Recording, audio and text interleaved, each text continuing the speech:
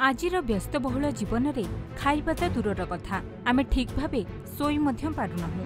स्वास्थ्य विशेषज्ञ माने प्रतिदिन 6 ରୁ 7 घंटार भल निद नेबाकू परामर्श देउथिबा बेले ताहा प्रायतः अनेकंक क्षेत्र में होई पारुनाही। अनेक लोके अभियोग करती जे 6 ରୁ 8 घंटा शोइबा परे मध्य सेमाने असुविधार सम्मुखीन हुअन्ति।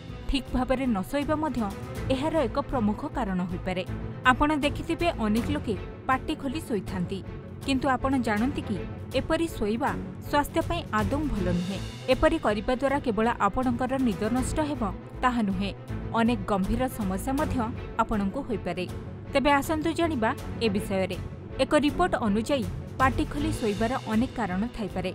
एथि मध्यरे नाक संक्रमण, एलर्जी, ठंडा, आजमा, चाप, खराब शोइबा व्यवस्था इत्यादि होई पारे। अनेक समय रे जेतेबेले नाक बंद होई जाय किंबा निश्वास नेबारे असुविधा हुए सेतेबेले आमे पाटीरे निश्वास नहीं थाउ। एहा व्यतीत एलर्जी कारणरू नाक फुली जाए एवं नाक जाम होई जाए। एही कारण मध्य पाटीरे निश्वास नेबा आरंभ हुए। तेबे पाटी खोली शोइले केउ सब स्वास्थ्य समस्या होई थाए आसंतु जानिबा। राति रे पाटी खोली शोइबा द्वारा श्वासक्रिया रे समस्या सृष्टि होई पारे। एही कारणरू श्वास नेबा बेले खराब गंध आसी थाए। पाटीरे श्वास नेबा हेतु पाटीरे बहुत मैला प्रवेश करे। एही कारणरू श्वास दुर्गंध हेबाकू लागि थाए। पाटी खोला करी शोइबा द्वारा दांत समस्या होई पारे।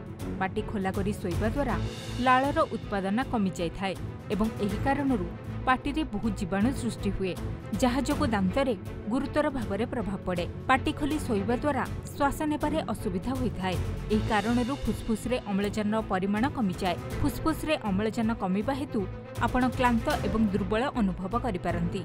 राति रे पाटी खोली शोइबा द्वारा पाटी सुखी जाय थाए।